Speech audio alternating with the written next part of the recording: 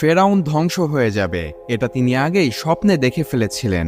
একদিন ফেরাউন স্বপ্নে দেখলেন একটি আগুন এসে মিশরের ঘরবাড়ি জ্বালিয়ে পুড়িয়ে দিচ্ছে, কিন্তু বনি ইসরায়েলদের কোনো কিছুই হচ্ছে না। এই স্বপ্ন দেখে ফেরাউনের ভয়ে ঘুম ভেঙে যায়। এরপর ফেরাউন দেশের বড় বড় জাদুকর ও জ্যোতিষীদেরকে ডেকে আনলেন এবং তাদের কাছে তার স্বপ্নের ব্যাখ্যা জানতে চাইলেন।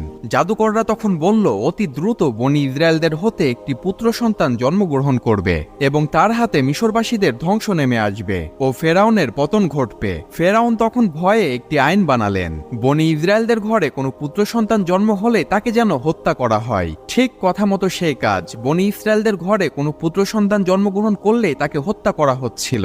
সেই সময়টা এত ভয়ঙ্কর ছিল যে কোনো মহিলা গর্ভবতী হলে ভয়ে আতঙ্কতে থাকত এবং সেই হত্যা চলাকালীন সময়ে জন্ম হয় হযরত মূসা আলাইহিস সালামের। এই ভয়ঙ্কর সময়ে কিভাবে বেঁচে গেল হযরত মূসা আলাইহিস সালাম তা জানতে পারবেন পরবর্তী ভিডিওতে।